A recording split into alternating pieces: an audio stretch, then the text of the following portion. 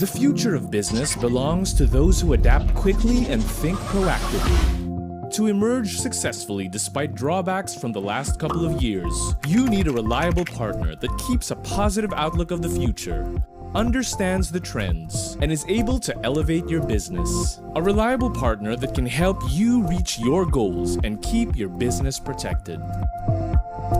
As pioneers of telecommunications in the country, Eastern Communications has always been the solutions partner of choice for the biggest and most successful industry players in the country. At Eastern, customers come first, our first motivation for innovation, and first in our mind to serve. Our customers are the answer to our why. We aim to create healthy and lasting partnerships by identifying their needs and placing their requirements in front of everything. At the end of the day, we want to give the best possible experience for our customers. We understand that our customers have unique needs. We put the human connection in everything that we do. Our heart of service is shown through our brand of personalized services. We offer the right solutions, choose the right talent, and work with only the best partners for enterprise, small and medium enterprises, and consumer needs. At Eastern, the industries that we serve always stay ahead of the game. Our high-tech and high-touch solutions allow us to view the world through our customers' eyes and provide them the most meaningful experience.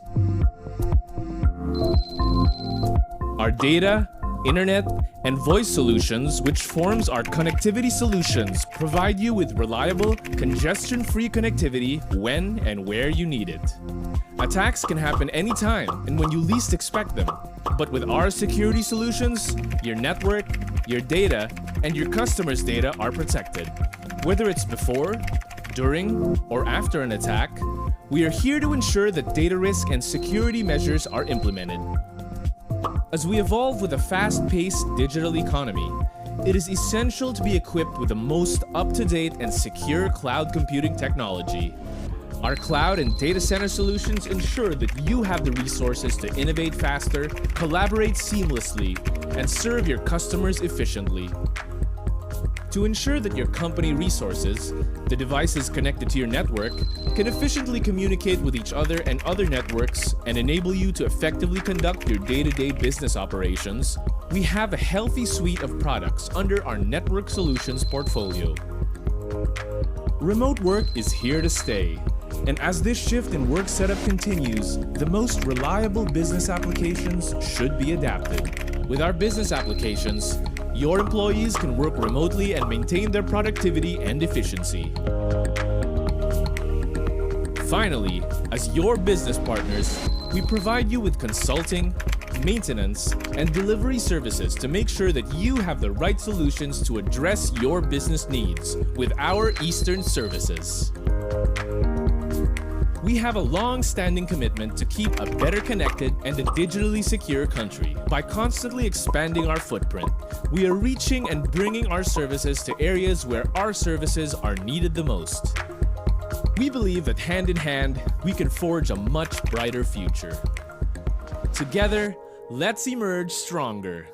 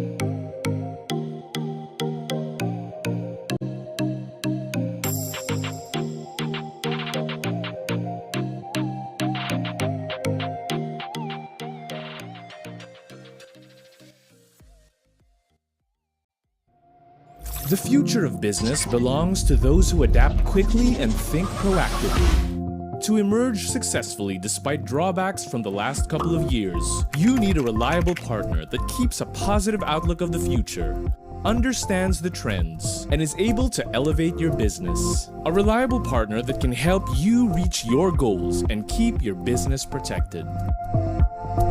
As pioneers of telecommunications in the country, Eastern Communications has always been the solutions partner of choice for the biggest and most successful industry players in the country. At Eastern, customers come first, our first motivation for innovation, and first in our mind to serve. Our customers are the answer to our why. We aim to create healthy and lasting partnerships by identifying their needs and placing their requirements in front of everything. At the end of the day, we want to give the best possible experience for our customers. We understand that our customers have unique needs. We put the human connection in everything that we do. Our heart of service is shown through our brand of personalized services. We offer the right solutions, choose the right talent, and work with only the best partners for enterprise, small and medium enterprises, and consumer needs. At Eastern, the industries that we serve always stay ahead of the game. Our high-tech and high-touch solutions allow us to view the world through our customers' eyes and provide them the most meaningful experience. Our data, internet, and voice solutions, which forms our connectivity solutions, provide you with reliable, congestion-free connectivity when and where you need it. Attacks can happen anytime and when you least expect them. But with our security solutions, your network, your data, and your customers' data are protected. Whether it's before, during, or after an attack, we are here to ensure that data risk and security measures are implemented. As we evolve with a fast-paced digital economy, it is essential to be equipped with the most up-to-date and secure cloud computing technology. Our cloud and data center solutions ensure that you have the resources to innovate faster, collaborate seamlessly, and serve your customers efficiently.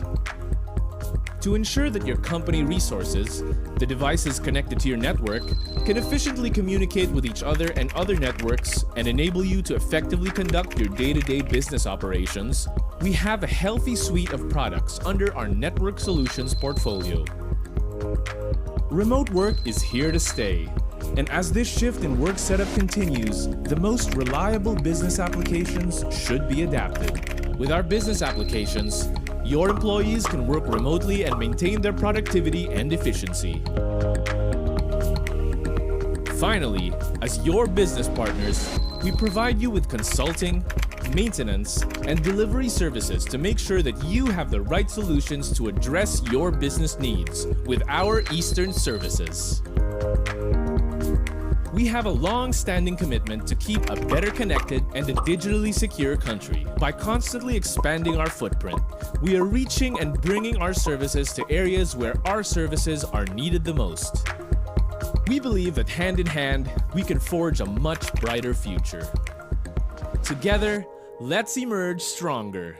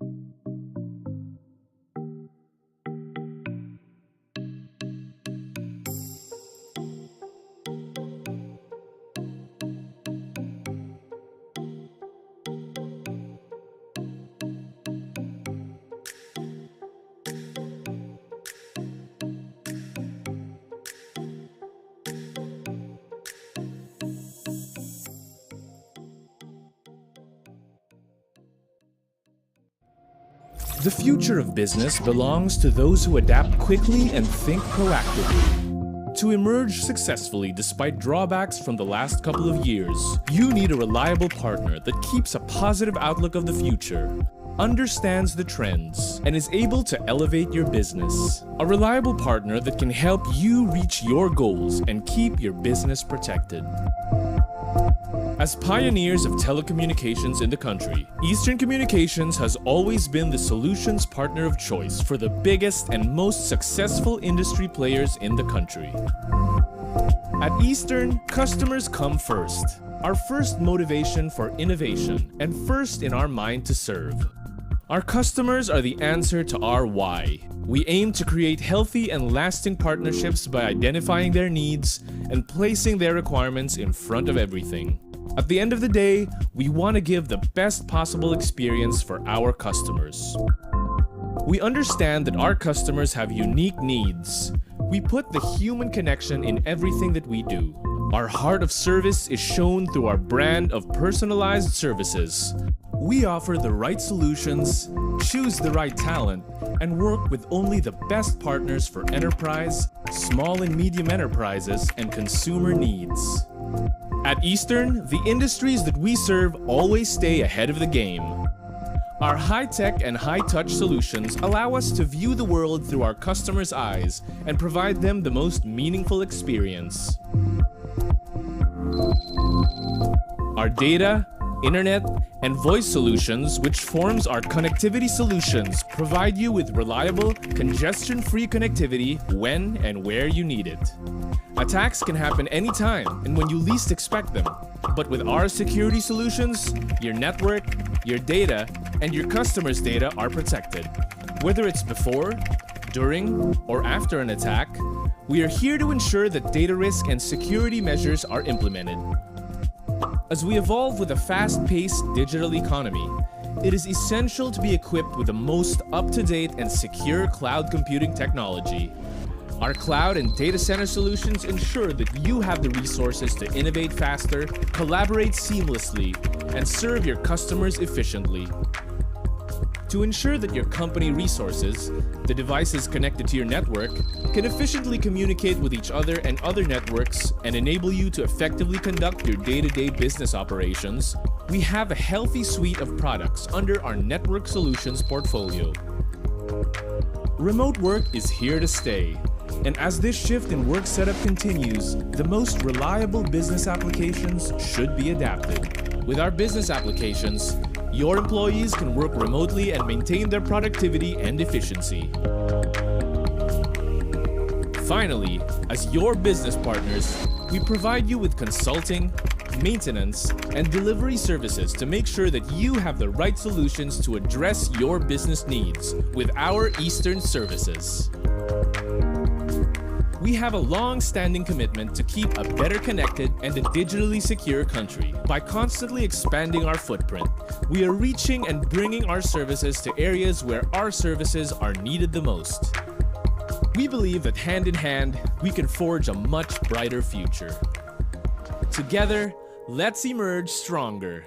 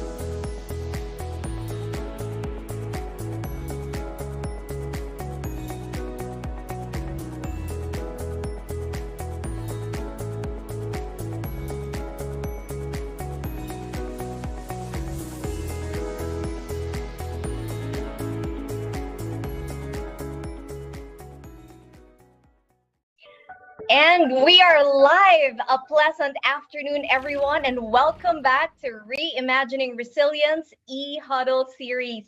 My name is Apple Grace Mendoza, and it is my absolute pleasure, mga ka-Eastern, to be your host for this afternoon. Alam nyo ba, mga ka-Eastern, that last July 21, we had so much fun and gained a lot of learning with our speakers, talking about resilience and how we should integrate this in our day to day business processes. So, for this afternoon, it won't be any different as we will again tackle this topic, but from a different angle. So, keep your energy high and listen carefully. And I suggest, mga ka-Eastern, that you get a pen and a paper so you can easily jot down new information and learnings that you may utilize for your personal and business references. And of course, as we proceed with the program, and while our speakers are sharing their presentations, we ask you to please leave your comments and, more importantly, your questions in the chat box below. Okay, our Ka-Eastern team will take note of your questions, and we will do our best to get those questions answered during our Q&A portion later in the program. Nice, right? Lastly, mga ka-Eastern, to make the session even more enjoyable and memorable for all of us, we will be posting some questions in the chat, and 10 lucky participants will get a chance to win 500 peso worth of vouchers from Giftaway. And our winners will also be announced in the chat. So please, mga ka-Eastern, make sure that your username is easily identifiable and it is the same name you used when you registered for our e-huddle today. And on top of that, okay, there's more. To make our afternoon sweeter, we have a raffle draw where everyone who registered in this e-huddle will have a chance to win amazing prizes. So tell me, mga ka-Eastern, where else would you rather be at this moment but right here? Am I right or am I right? Let me know in the comment section. I want to see you guys comment yes, yes. Guys, if you agree with me, okay? Only if you agree with me. And mga ka-Eastern, as we begin our Reimagining Resilience e-huddle, here to welcome all of us is the head of sales of Eastern Communications, none other than our dear Mr. Michael Casañeda. Thank you, Apple. Good afternoon, everyone. As Eastern continues its webinar series, I want to express my appreciation to our speakers this afternoon and from our previous sessions for the insights and learnings that they've shared with us. Amid our post-COVID recovery and other challenges at hand, we ask, how do we reimagine resilience? Listening to our speakers discuss the many varying ways of how they pivoted and digitally transformed in the past few years leads me to believe that sustainability and business adaptability has always been within reach, regardless of the situation. Which is why I am confident that with our combined goals, we will be able to surmount the next hurdles. We're halfway through this year, and there's still so much time for us to anticipate opportunities to better our businesses and ourselves. Thank you very much, and a good day to all. God bless us all. Good afternoon and great to see you again, Sir Mike. And thank you so much po for welcoming all of our Ka-Easterns and our dear partners for today.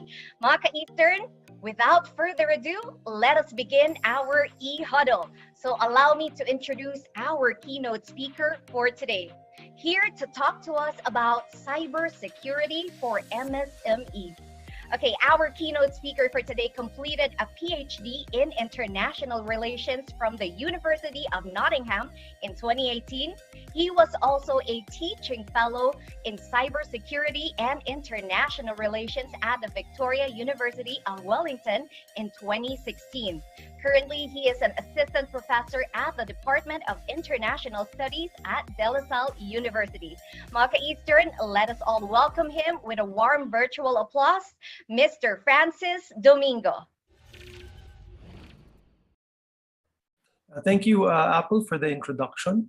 So the photo you're seeing now is, has been around, floating around the internet for a couple of decades now. And if your cybersecurity plan is as such, the next few minutes might be useful for you. So this is the outline of my presentation. First couple of contexts, right? And then I'm going to discuss what the government, national government, has been doing, and how it complements your efforts as well, and some key challenges, and of course some ideas for micro and small, medium enterprise or businesses. So first, very important, cyberspace is a very complex environment, as we've been reading, probably you've been watching, some sci-fi, some realistic documentaries, but mostly they're actually quite accurate. So cyberspace is quite complicated, and securing it is even more complicated because of the actors. We have a range of actors at play. So when we want to secure our interests, our infrastructure, etc., we have to consider the most, I would say, active, the most capable actors, and these are easily the most active and the most capable actors in cyberspace. So probably for most of you, since we're dealing with businesses, right? We're dealing mostly with crime, but criminals, while capable, are not the most capable. I would argue that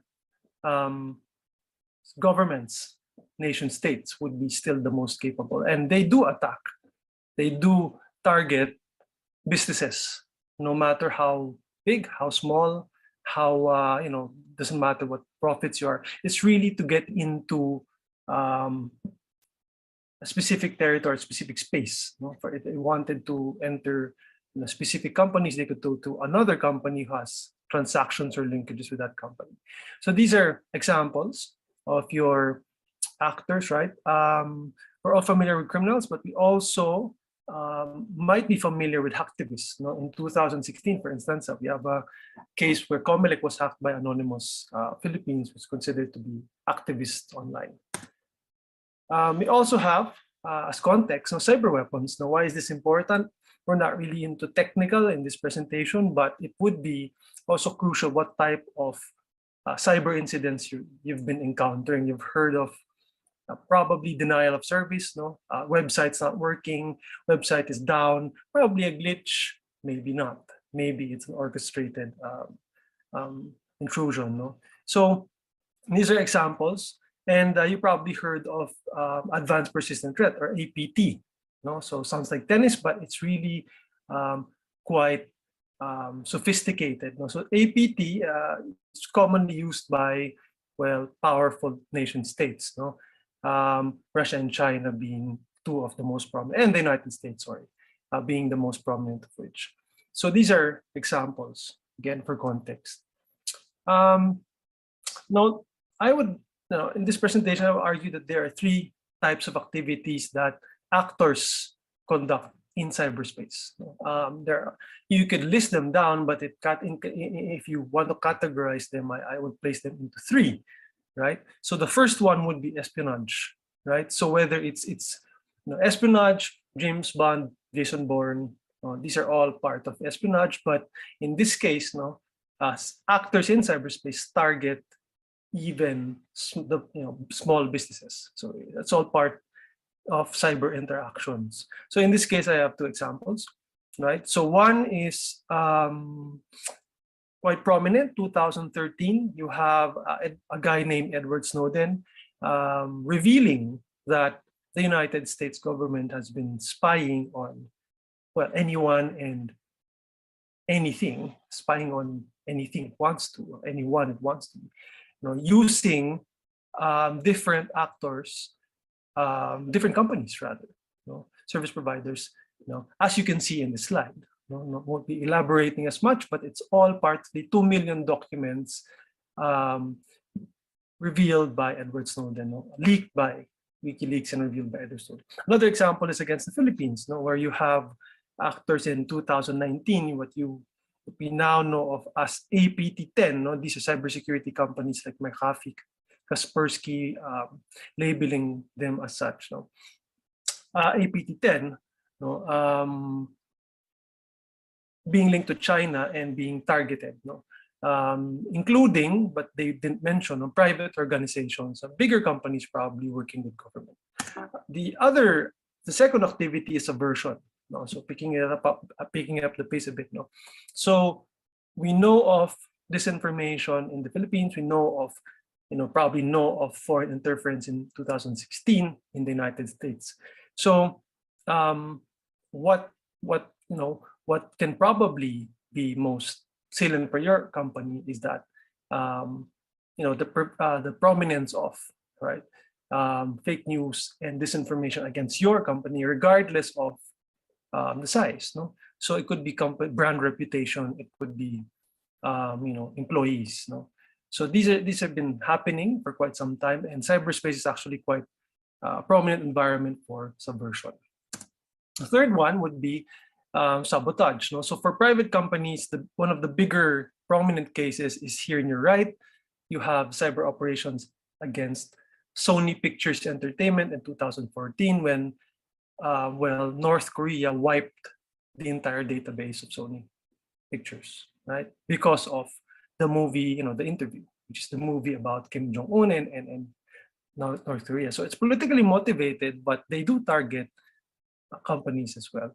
You also have quite prominent activities relating to territorial disputes. No? This might be beyond the scope of probably companies, but other governments could target citizens or private sector just to retaliate. It's happened before, could happen again. So now I present the strategy of the Philippines. So why am I presenting this? I'm not an employee of the government. No, I work with the government in different capacities, but I'm an academic. But it's important to note that the leading actor, though, in cyberspace, is still nation states. It's still states, countries, right? Close, second close, very close actor would be the private sector or private companies, multinationals, the bigger companies, tech companies.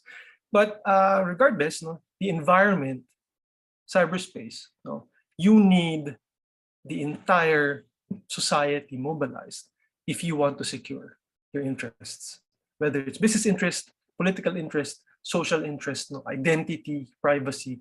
You need to mobilize the entire society. So this framework captures it. This was launched officially in 2017. So let me discuss a few slides on what we have in place now in the Philippines, so that you would more or less know, being business owners or being managers of your businesses, more or less what you have access to, what you don't, what might be lacking. So the first one would be, for the first time in, I would say, the 21st century, we already have published strategies and policies that relate to cybersecurity. Why is this important?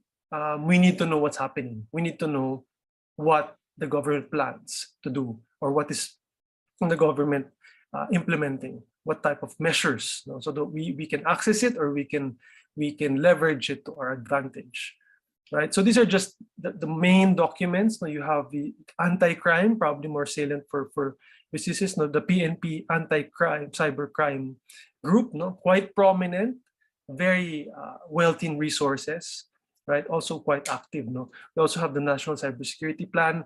The ones you see on top relate to Malacanang, National Security Policy, etc. So all of this, they mention cybersecurity. That's the first, right? In, I would say, 21st century, or even, of course, since the internet was invented, right? So this is something existing, and well, we can't erase this. We can't deny this anymore. We can't really, stop, because technology won't stop. Evolution of emerging tech won't stop. So this will only progress. The threats, challenges. The second one would be something that is still under development. It's something that we're trying to to also reinforce in academia, in universities, in educational institutions, is developing a cybersecurity culture. I would say this is the most difficult. No? Indeed, what we're trying to do here in this webinar, in this session, is that we're trying to share ideas, right, and on how to best secure your companies or how best to proceed, with the threats that you're encountering, whether it's phishing, or social engineering. Your employees are being tricked. What's the strategy there, right?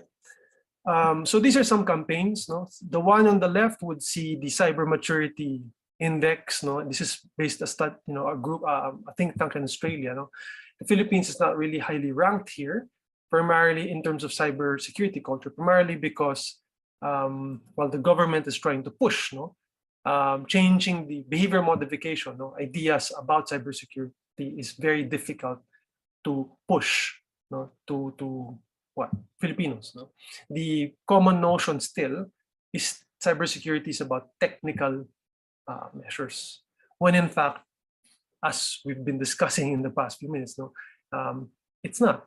It takes the entire society, I would say, entire government, entire society, to actually mobilize to secure the environment, digital environment. So you also have, both DITC and National Privacy Commission, also a new agency in the past 6 years, and of course the PNP. The third one is education, building knowledge, right? So as we speak, right, the cybersecurity programs, both at the undergraduate, graduate, and of course executive courses, have been emerging in the past 6 years. The leaders easily would be, the schools here in this slide, right? But I would say AMA has been the leader ever since. To some extent, being self-serving here, but LaSalle also has been around for quite some time in the space. Now, this demonstrates that not only is there a market, right? If you're in a university, it's a market for cybersecurity programs, but also the workforce demands higher number of employees that are capable in terms of not just the technical, but also the policy side of cybersecurity. So the boxes you see on top are the posters from DITC. They do have monthly trainings. Perhaps they have a segment just for SME, micro and small businesses as well. So this has been going on for the past, I would say, 3 to 4 years. The fourth would be, I'm sure we're familiar with this, the legislation. So we have a number of laws relating to cybersecurity. We like laws in this country, and we also have a lot of law enforcement agencies, a number of them, implementing these laws. So these are in place, right? So if you're a business owner, you're managing a small, medium business, right? You just need to be acquainted, and you need to know, how to contact them, the procedures, the processes, etc. To access them in the event that you are attacked or you're a victim of cyber intrusions, right? So very important to note, these are in place, right? So together with your service provider, such as Eastern Telecom, it could be a good response for you and your employees, particularly with small, medium businesses, to have to understand what's in place so that you can leverage to your advantage. The last one, in terms of looking at the national strategy, national initiatives here, would be what is the government trying to work for and what is the implications. So ISO, we're all familiar with ISO. For those of you who are uninitiated, there are international standards for information security, right? So important questions for you if you're a business owner would be, is your service provider, do they adhere to, do they comply with ISO standards, right? So very important as well. Some other initiatives with the government. So currently what's being developed is the Philippine National infrastructure. So the PNP, no, PNPKI, and then also the National Broadband Plan being implemented as well. You also have the Philippine CERT, no, the Philippine Computer Emergency Response Team, no, which has been a subject of inquiry in several Senate hearings, no, as we will discuss in a while. And we also have local cybersecurity firms, right? So your telco could provide, but you also have other cybersecurity firms. These are two examples. No, these are two cybersecurity firms working with governments as well. So those are the in just a general overview of the initiatives we have. So what are the challenges that would relate to your businesses as well? So the first one is the challenge of the perception versus reality, right? So this is crucial because when we think of cybersecurity, well, it's still a bit, it's still a bit trendy. So for example, if you look at these headlines from prominent broadsheets, most Inquirer, Bulletin, etc.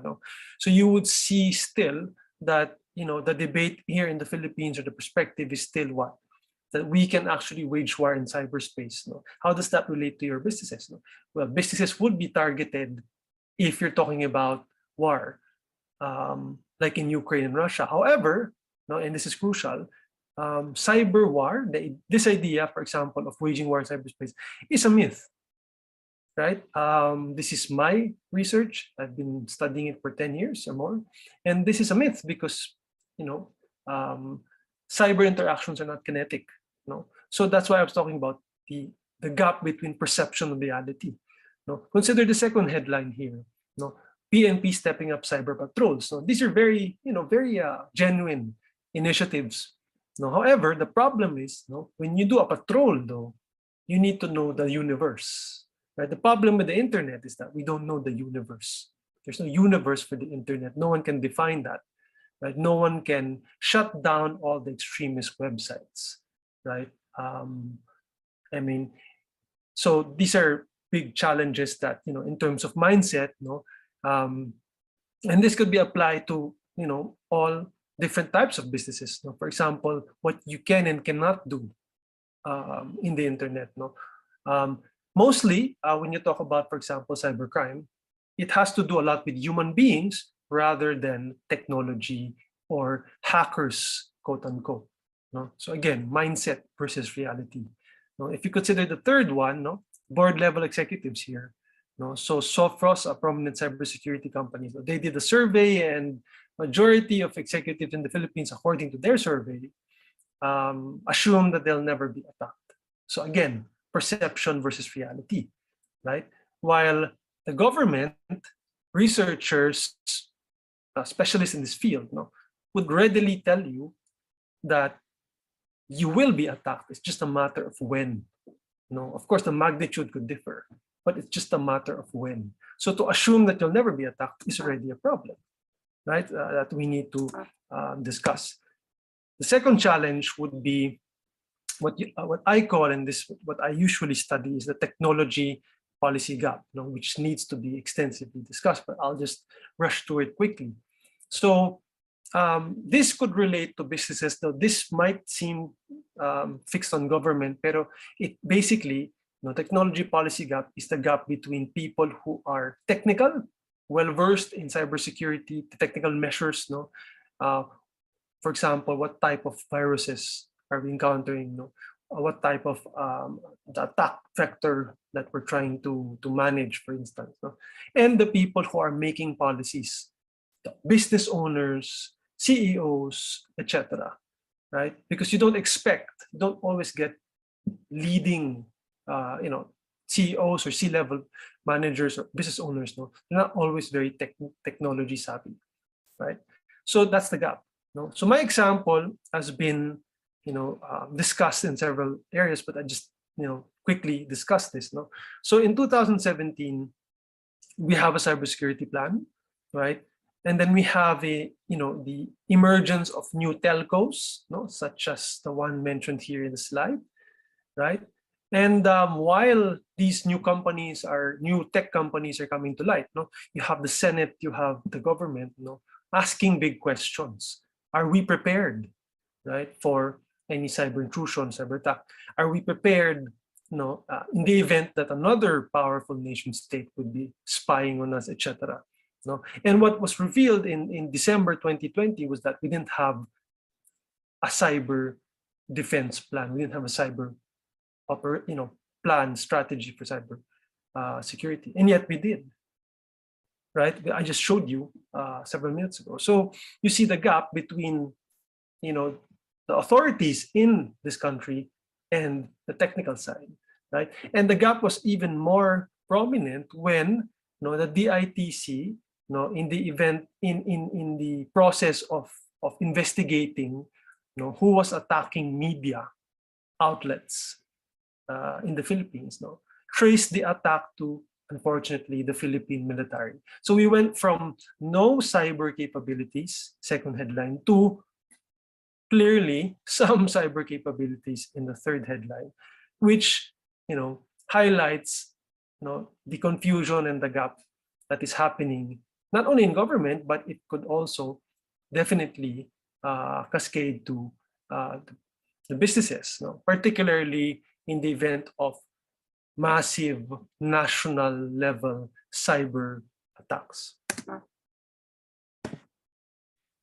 The third and last challenge is our priorities. So we have a new government. These documents are in place, right? But like with every government, you will have to develop new ways to move forward, new measures. Will you draw on the previous ones? Will you make new ones? What's the basis, right? And I've reviewed the documents, a couple of documents, 10, 15 documents on released by government. And what you will see there is that the government is concerned with cybercrime, and this is a good idea. This is a good start, good for businesses, good for non-government organization as well. However, as I mentioned earlier, criminals, while capable, are not the most capable, the most active, the most sophisticated ones, right? So none of the documents, that's why I talk about national security priorities. None of the documents mention China or any other nation state as a source of cyber insecurity, which is, again, a big third challenge for the Philippines. So what are some ideas that I could share for small MSMEs? So this sounds familiar. This photo might be familiar to you. This is posted by the International Police, and it speaks about cyber hygiene. I'm sure we know about cyber hygiene, but what I wanted to reiterate is how persistent. Talk about persistence. How persistent are we in enforcing these very basic measures, right? So that's the first idea, right? No matter how big, it's micro businesses less than 10, small businesses less than I think less than 200, if I'm not mistaken. Sorry, less than 100, and then you have medium businesses less than 200. So no matter micro, medium, or small, medium, how persistent are you in your organization? Whether you're a leader, you're a manager, you're part of the company, how persistent are you in enforcing these very basic ones? I don't even need to elaborate as much because I'm sure your service provider has been highlighting some of these basic ones. I'll just take one, multi-factor authentication, strong passwords, relating to strong passwords. So multi-factor authentication refers to three things. Basing your authenticating access to whichever platform through either something that something biometric, fingerprint, eyes, or something that you have. Is it a Google Authenticator, for instance? So that's multi-factor. 3 areas.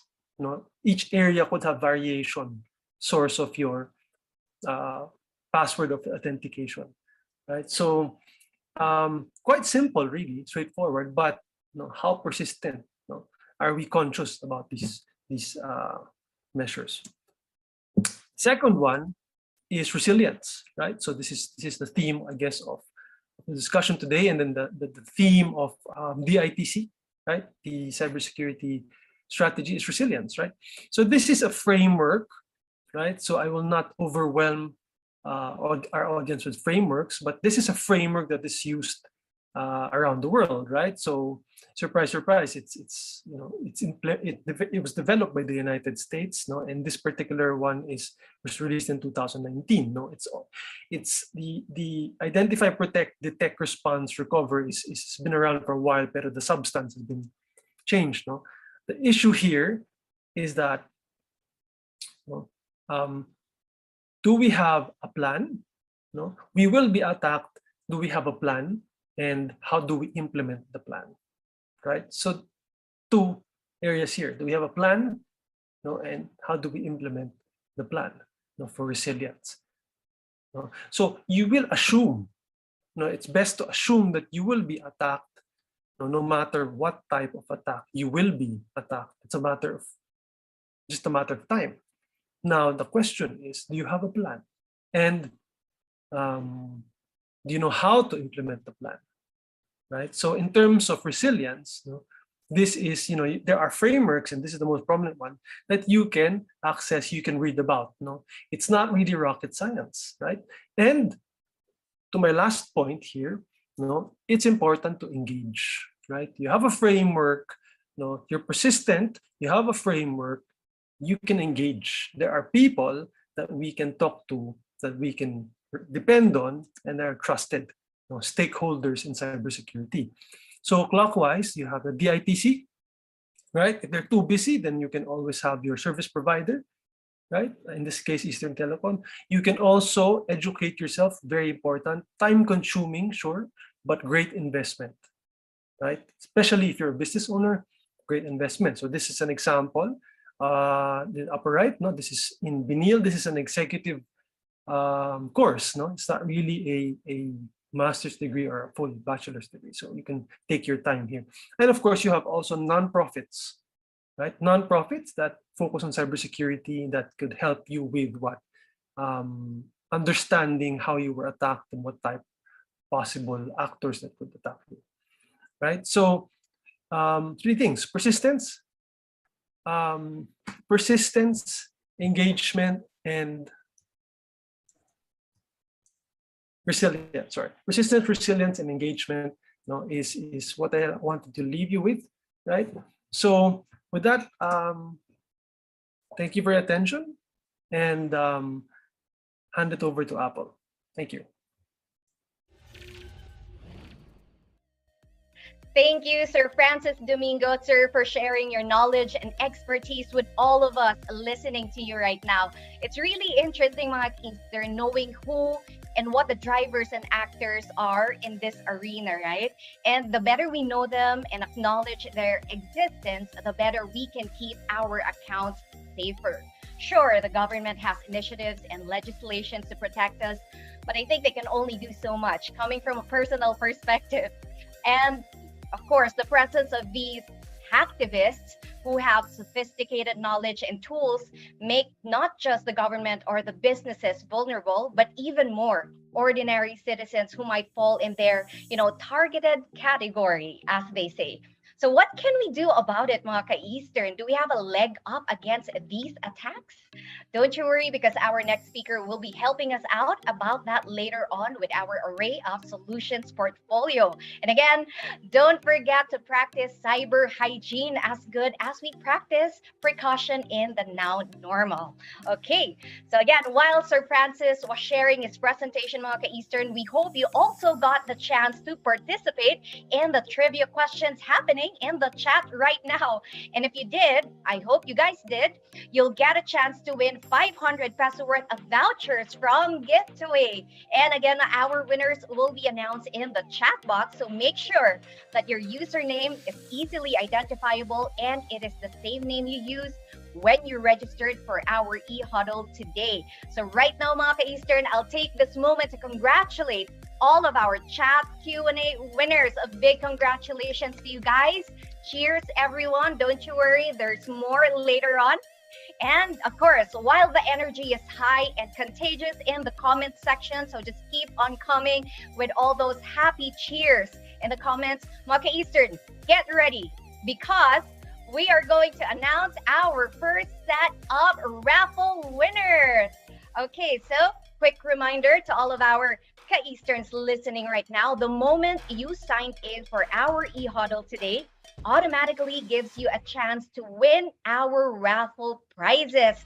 So keep your eyes on the screen because once we flash the names of the winners and you see it's your name, okay, all you have to do is take a screenshot or take a picture of it and please send it to us at marketing@etpi.com.ph. Do not forget the subject line, Eastern e-huddle August 18, 2022 raffle. And please, very crucial part of your email will be your full name, your company address, and your contact number.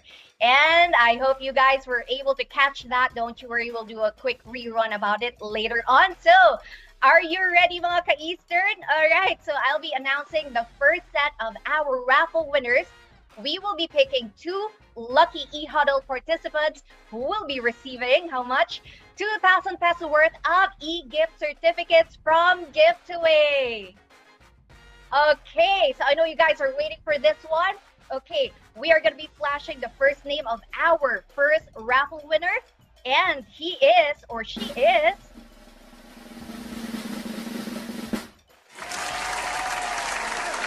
wow, congratulations, Mark Alejandro Villar. You are our first lucky and very happy winner of a 2,000 peso worth of e-voucher from Giftaway. Okay, so I know that your colleagues who are here in our e-huddle, they're cheering for you. So now I will be picking another winner who will be cheering for himself or for herself. So hindi na natin papatagalin to.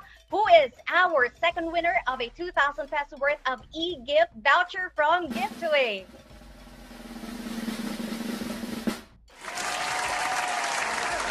Congratulations to Alexa Yadiado. Alexa, you're joining Mark Alejandro Villar, and you guys will be celebrating with your 2,000 peso worth of e-gift voucher from Giftaway. So a big round of applause, please, for our first 2 raffle winners. And again, congratulations to you. And for the rest of our Ka-Easterns, guys, stay tuned, okay, for the next part of our webinar because we will be holding another raffle announcement later on. Okay, and as we move along with our e-huddle, so it's now time for me to introduce our next speaker. Our next speaker will be taking us back to the basics as well as the complexities of adopting the new business environment. Interesting. He is the head of strategic segment marketing of Eastern Communications, and he's here to talk to us about cyber attacks and your emerging business. Maka Eastern, let us all welcome him with a virtual applause, Mr. Tony Casas. Thank you, Apple, for the kind introduction. Good afternoon, everyone, and thank you for sharing your afternoon with us. I am Tony Casas, and I'll be sharing a cybersecurity primer for emerging business partners. According to Verizon's 2021 Data Breach Investigations Report, around 26% of breaches impacted small and mid-sized businesses. Surprised? Don't be. When it comes to starting a small business, new owners have many decisions to make and often leave cybersecurity measures by the wayside. Unless they focus on shoring up their defenses, they may inadvertently end up leaving points of entry wide open for hackers, and that can be a major problem. In addition, according to Internet Live Stats, more than 145 terabytes of internet traffic takes place each second. As such, the internet has become a digital Silk Road that facilitates nearly every facet of modern life. And just as ancient merchants were sometimes beset by bandits as an actual Silk Road, today's entrepreneurs can easily find themselves under attack from cyber malcontents working to derail companies through theft and disruption. You may not know when an attack could occur, but taking proper precautions can hamper or completely stymie a hacker's attempt to access your network. We've compiled info on why your small business could be at risk of a cyber attack and how to avoid a compromising situation with cybersecurity best practices.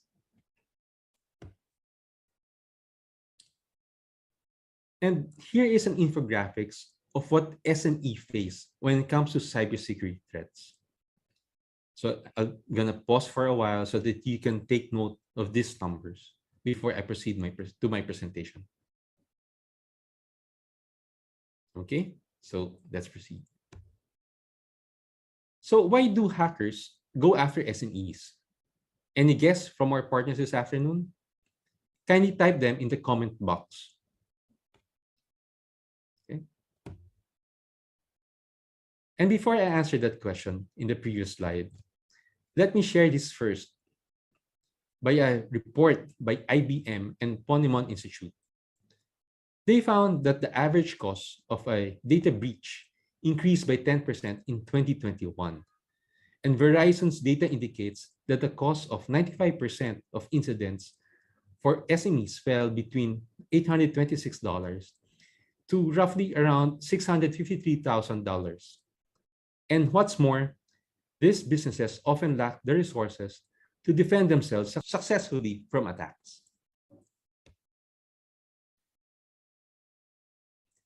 So now let us answer that question.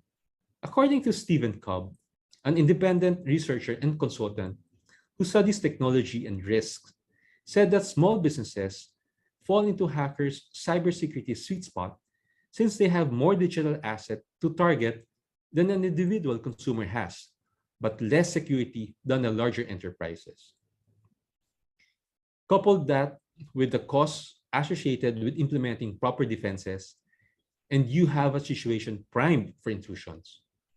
Since security breaches can be devastating to small businesses, owners are more likely to pay a ransom to get their data back. SMEs can also merely be a stepping stone for attackers to gain access to larger businesses. And regardless of their target, hackers generally aim to gain access to a company's sensitive data, such as consumers' credit card information. And with enough identifying information, attackers can then exploit an individual's identity in any number of damaging ways. One of the best ways to prepare for an attack is to understand the different methods hackers generally use to gain access to that information. While this is by no means an exhaustive list of potential threats, since cybercrime is a constantly evolving phenomenon, you should at least be aware of the following types of attack. An advanced persistent threat, or APT, is a long-term targeted attack in which a hacker breaks into a network in multiple phases to avoid detection. And once an attacker gains access to the target network, they can now work to remain undetected while establishing their foothold on the system. If a breach is detected and repaired, the attacker may have already secured other routes into the system so that they can continue to plunder data. A distributed denial of service, or DDoS attack, occurs when a server is intentionally overloaded with requests until it shuts down the target's website or network system. And next is an inside attack, which occurs when someone with administrative privileges, usually from within the organization, purposely misuse their credentials to gain access to confidential company information. Former employees, in particular, present a threat, particularly if they left the company on bad terms. Your business should have a protocol in place to revoke all access to company data immediately when an employee is terminated. Malware, this is an umbrella term in short for malicious software, and covers any program introduced into the target's computer with the intent to cause damage or gain unauthorized access. Types of malware include viruses, worms, trojans, ransomware, and spyware. Knowing this is important because it helps you determine the type of cybersecurity software you need. Next is man-in-the-middle attack. In any normal transaction, two parties exchange goods, or in the case of e-commerce, it's the digital information with each other. Knowing this, a hacker who uses the MITM method of intrusion does so by installing malware that interrupts the flow of information to steal important data. This is generally done when one or more parties conduct the transaction through an unsecured public Wi-Fi network, where the hacker has installed malware that sifts through data. Next is password attack. There are three main types of password attack. First is the brute force attack, which involves guessing a password until the hacker gets in. Second is a dictionary attack, which uses a program to try different combinations of dictionary words. And next is key logging, which tracks a user's keystrokes, including login IDs and passwords. Next is phishing, which is perhaps the most commonly deployed form of cyber theft. Phishing attacks involve collecting sensitive information like login credentials and credit card information through a legitimate looking but ultimately fraudulent website that's often sent to unsuspecting individuals in an email. Spear phishing, which is an advanced form of this type of attack, requires an in-depth knowledge of specific individuals and social engineering to gain their trust and infiltrate the network. A ransomware attack infects your machine with malware and, as the name suggests, demands a ransom. Typically, ransomware either locks you out of your computer and demands money in exchange for regaining access, or it threatens to publish private information if you don't pay a specified amount. Ransomware is one of the fastest growing types of security breaches. And for more than 4 decades, web developers have been using structured query language, which is SQL, as one of the main coding languages on the internet. While it is a standardized language and it has been greatly benefited the internet's development, it can also be an easy way for malicious code to make its way onto your business website. Through a successful SQL injection attack on your servers, bad actors can access and modify important databases, download files, and even manipulate devices on the network. And last is the zero-day attack.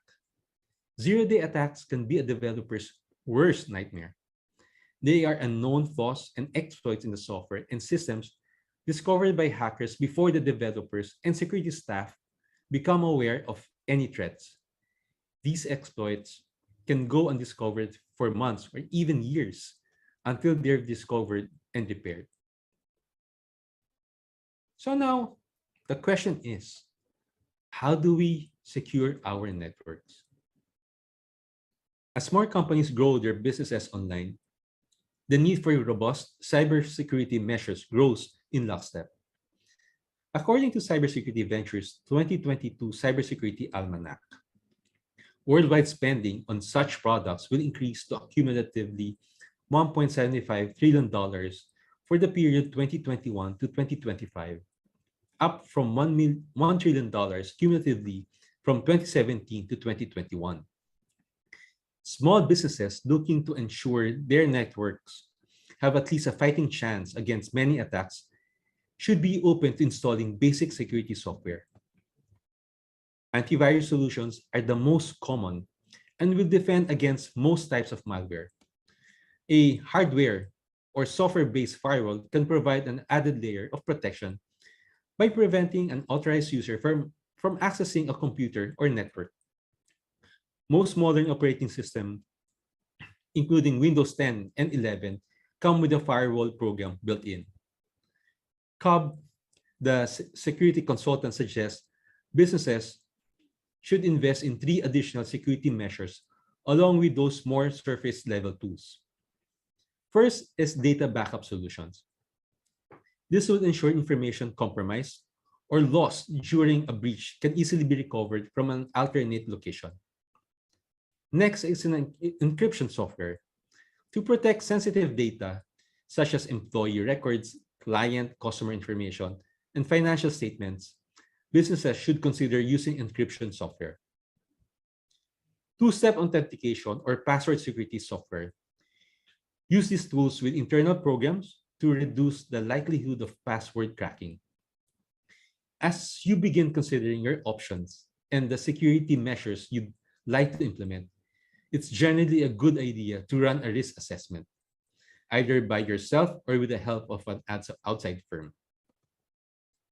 In addition to implementing software-based solutions, small businesses should adopt certain technological best practices and policies to shore up security vulnerabilities. First is keep your software up to date. Hackers are constantly scanning for security vulnerabilities.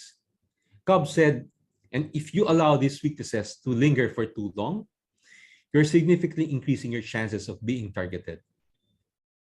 Next is educate your employees. Teach your employees about the different ways cybercriminals can infiltrate your system. Advise them on recognizing signs of a data breach, and educate them on how to stay safe while using the company's network.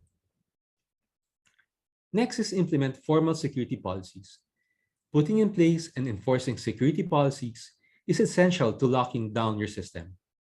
Protecting the network should be on everyone's mind, since everyone who uses it can be a potential endpoint for attackers. Regularly hold meetings and seminars on the best cybersecurity practices, such as creating strong passwords, identifying and reporting suspicious emails, activating two-factor authentication, and not clicking on links and downloading attachments in emails. Last is practice your incident response plan. Despite your best efforts, there may come a time when your company falls prey to a cyber attack.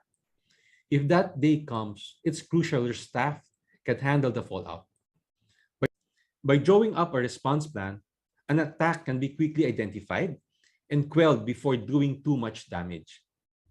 And before I end my presentation this afternoon, let me quote former FBI Director Robert Mueller on cybersecurity. There are only 2 types of companies, those that have been hacked and those that will be. And as your partner on your ICT requirements, we have many solutions to help your needs. And it is Eastern Communications' drive to always prepare you and your company for these attacks. We will be with you before the attack, during the attack, and after the attack. And with that, we are one with you to defend against the cyber criminals and keep you and your business safe. Once again, thank you. And I do hope this little discussion and with Francis' presentation a while ago has inspired you to be prepared this 2022 and beyond. My name is Tony Casas. Stay safe and be prepared. Back to you, Apple.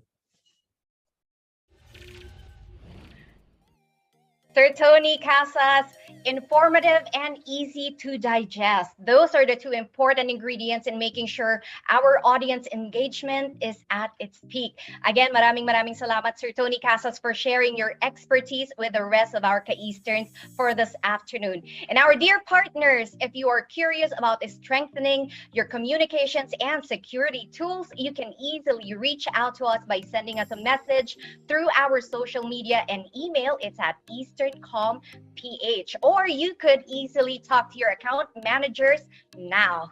All right, mga Ka-Eastern, are you still there? Are you still alive? Okay, let us know in the comment section. Let's blow up the chat box now. You could type in #Eastern. I want to know if you're still with me. So earth to all of our dear Ka-Easterns out there. And of course, the time has come for our speakers to join me on our virtual stage to entertain your burning questions, mga ka-Eastern. So I'd like to call on Sir Francis Domingo and Sir Tony Casas to join me on our virtual stage. And while they're coming in, mga ka-Eastern, still not too late for you to type in your questions because our Q&A portion is coming up next. All right. Okay, so I have the guys. Hello, magandang hapon po, Sir Francis Domingo. Afternoon. Hi. Hi, Hello, Apple. and of course, hi, Sir Tony Casas. Magandang hapon. Good afternoon. Hi, Francis. Hi, Tony. Okay, so are you ready to answer the questions from our dear partners and ka-Easterns today? Yes, absolutely. Okay, so for an icebreaker, okay, we have a question from one of our ka-Easterns. So this goes out to Sir Francis and Sir Tony.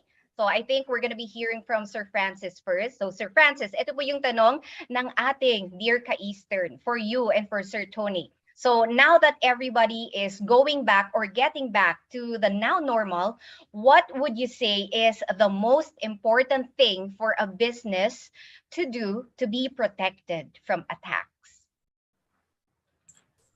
Right. So, what should the business? Sorry, it's pouring here in Quezon City, no, the rain. Anyway, so I think I heard it correct. No, what should the businesses do?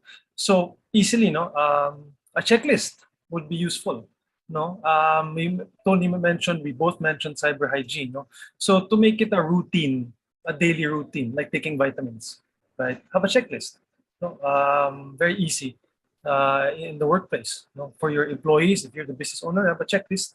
No, so that you can, every day you could, like a routine, you could, tick the boxes. For example, changing passwords. Is it every week, every month? No, it depends, right?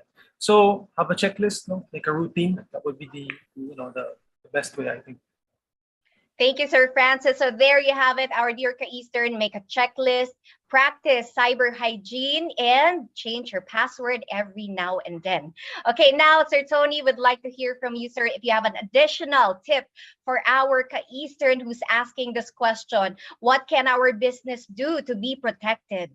Sige, thank you, Apple, for that. Dagdagan ko yan kay Francis. Siguro, one tip for all that to, para going holistic that is for me, I think it's education.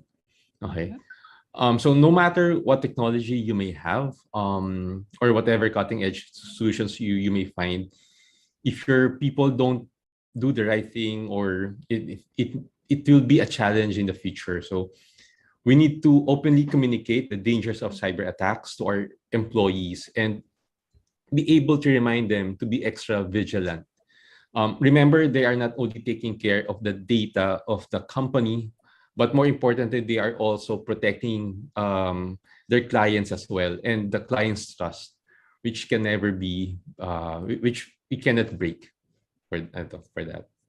That's it. Thank you, Sir Tony, for sharing it with us. There you have it. Our dear ka-Eastern, an additional tip from Sir Tony is education. It's really about the knowing and not knowing, right? That, breaks the deal amongst our business partners and ourselves.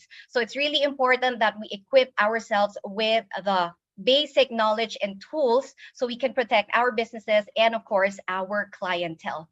Again, maraming salamat po. Icebreaker pa lang yan, Sir Francis and Sir Tony. So right now we're gonna get down to the in-depth questions from our partners this afternoon. So we will be starting to read the question for Sir Francis Domingo. Sir, this is a question for you from one of our partners. Okay, Sir Francis, is it good to know the Philippines is invested in cybersecurity? So the question is, or it is good to know. So the question is, are we at par with other APAC nations, and how can we improve if we're not at par with them? Right. Thank you. Great question. That's the quite common question. So how do you explain it diplomatically? So we're not yet at par, right? But I think our focus would be to continue, so to build on the previous initiatives. So we can only prepare to be at par or at least develop if we continue the previous initiatives or at least build on it. Can't start from scratch. As we know, if you change governments usually you have different agendas, but I think the technology agenda, cybersecurity being one of them, you can't ignore it. You can't just put that aside. It continues, it emerges. So it needs to evolve. So you need to build on the previous initiative. So we're not yet at par, right? And you have to be specific, no? So for example, APAC is a big region. Maybe in Southeast Asia, no, we're not at par with Singapore, but I would say, the others probably close, Vietnam, without, being too much detailed. But I would say, I would characterize our capabilities in the Philippines as emerging. If you use a framework, but I don't want to bore everyone. But yeah, it's emerging. Still have emerging capacity for cybersecurity. Thank you, Sir Francis. Thankfully, sir, we can say that we're emerging and progressing in that arena. All right, so for the next question, this one goes to Sir Tony Casas. Hi, Sir Tony. Okay, this is a question from our Ka-Eastern. So, sir, is there an encompassing cybersecurity service that can cover all my needs, like a one-stop shop? Yeah, Paul. So sadly, honestly, there's no one size fits all solutions for all companies. Though there are a ton of great solutions available nowadays. No? However, finding the right one for you is like finding the right pair of shoes, if I may say. Yes. So I tend to look at shoes and think that they are a good fit for me. But in the end, well, at least for me, I tend to depend on the expert, which is my wife. So for cybersecurity, you need to talk to talk it out with an expert, and they should also be your partner in business so that they can suggest the best solutions for your business. And I think that's the one thing that we should all businesses do. Okay, thank you. Thank you, Sir Tony. Okay, so for the next question, I hope our Ka-Eastern was satisfied with the answer from Sir Tony. And now, this one goes to Sir Francis Domingo. So I think, sir, this is in relation to the first question. So the question is, are SMEs here in the Philippines really vulnerable to cyber attacks? And the question is, will the hackers be coming from international or will it be a local hacker?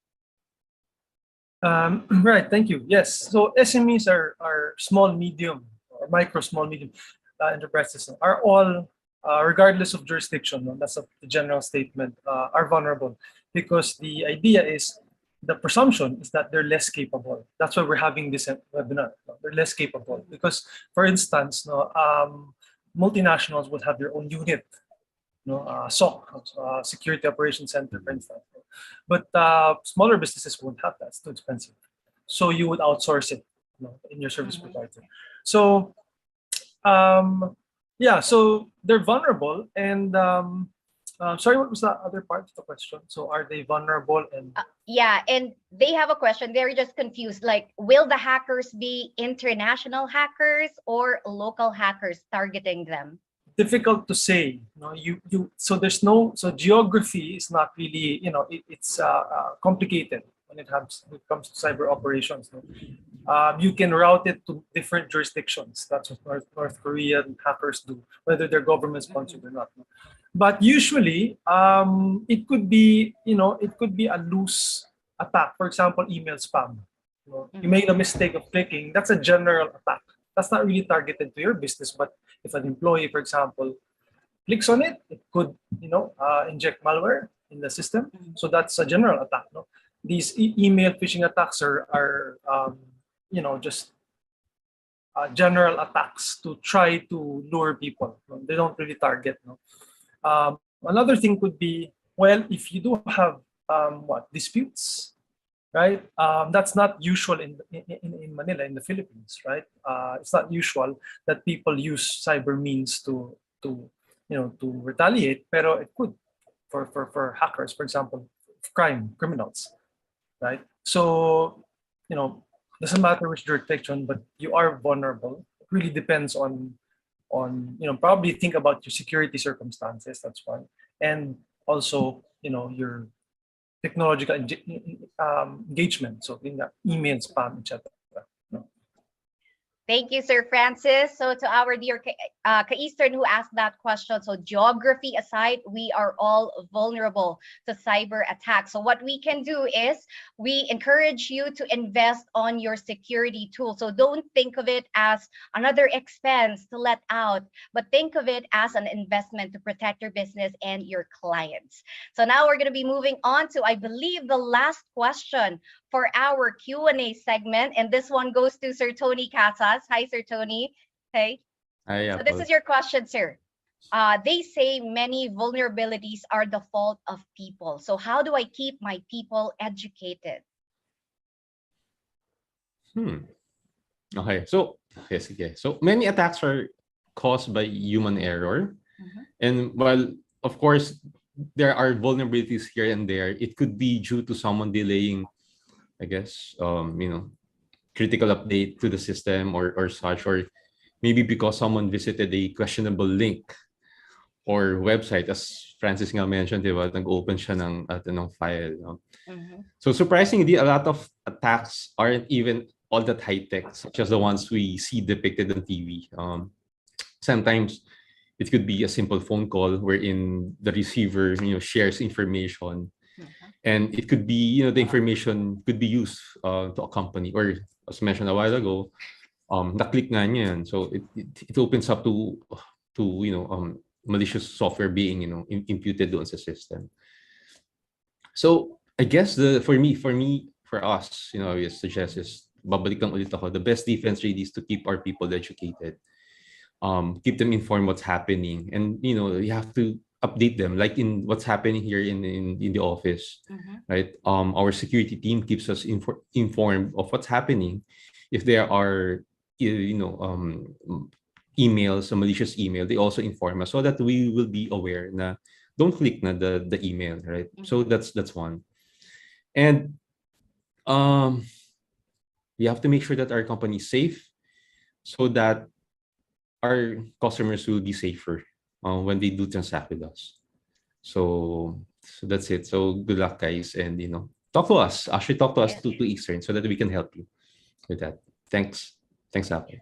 All right. Thank you so much, Tony, for answering that question from one of our Ka-Easters. And again, I believe that we have just concluded our Q&A segment for this afternoon. Again, maraming salamat to our keynote speaker, Sir Francis Domingo and Sir Tony Casas. But before I let you go, okay, so our dear Ka-Easterns and partners would like to hear some parting messages from Sir Francis Domingo and Sir Tony Casas. So now we're going to be hearing first from Sir Francis. Hi, sir. Right. Hi. The parting statements would be, well, cybersecurity is no longer just a technical issue, technical concern. It's not rocket science as well. So if you can, educate yourself, as Tony mentioned. Sorry, I got his, his parting words. But educate yourself and create a routine, right? As simple as a checklist routine for your business, no matter how big or small it is. For in this instance, your smaller businesses, then create your own routine, and then maybe monthly meetings with your employees, or maybe quarterly meetings, or just to focus on securing your interests in cyberspace. So that's it. Thank you. Thank you, Sir Francis. And now, Sir Tony. Okay, for parting, well, I'll just like to say thank you. Thank you once again, for spending your time with us this afternoon. And please note that we are here as your partner, Eastern Communications as your partner. So let us, let us have some, let us have a chit chat, or talk to us, talk to our account managers. They have invited you here because they believe that we will be able to help you guys. Sabi nga, to be resilient now in 2022 and move forward in the now normal. So that's it. So thank you and good luck, guys. All right. Thank you so much, Sir Francis Domingo and Sir Tony Casas. Mga Ka-Eastern, a big round of virtual applause for our speakers for today. That was indeed an insightful discussion, and we hope our dear audience learned as much as I did. Guys, I hope you were taking notes and jotting down information. And at this moment in time, our dear friends and Ka-Eastern, Your feedback matters to us. So please do take the time to answer our survey through the QR code that we will be flashing on your screens right now. So after scanning that QR, okay, and filling out that survey question, 50 lucky winners will get a special token from Eastern Communications, because Eastern Communications is a gift that keeps on giving. And ngayon naman mga ka-Eastern, as promised, we are now going to draw the winner for our major raffle. Are you guys excited? Yes, I want to see some yeses there. You keep chanting. Type in Eastern. You want to say me, I want to win that. Who knows? Okay, we'll be picking out the winners from those of you who are actively participating in the chat box. So hindi pa huli ang lahat. Keep on typing hashtag Eastern Communications or just say me, and me. All right, so a quick reminder mga ka-Eastern. All right, so the winner must take a screenshot or a picture of the flashed name of announcement of the winner, and please make sure to send it to us at marketing@etpi.com.ph with the subject line Eastern eHuddle August 18, 2022 raffle. And please do not forget to include your details like your company name, your full name, your company address, and your contact number. Okay, so I hope you guys were able to catch that one, and we are super excited right now to announce our major raffle draw winner. Woohoo! Okay, so hindi na natin ito papatagalin mga ka-Eastern. Let us announce our big winner for today, who will be receiving 3,000 peso worth of e-gift voucher from Giftaway. So Direct, let's roll it.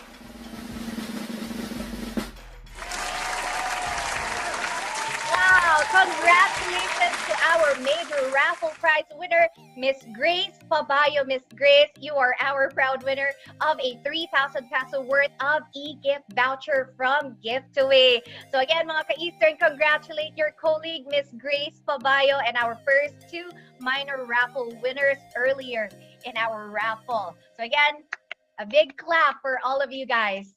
Okay, so mga ka-Eastern, what are we gonna do?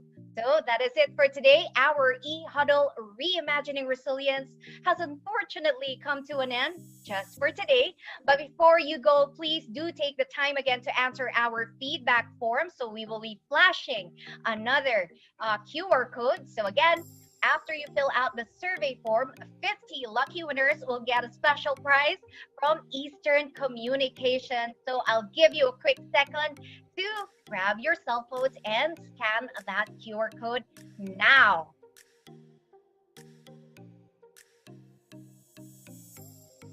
All right, there you have it, guys. I hope you're done with the survey form. And again, maraming salamat sa inyong lahat mga ka-Eastern. We appreciate your time, and it's been a great pleasure to be your host for today. My name is Apple Grace Mendoza for Eastern Communications Reimagining Resilience, signing off for today.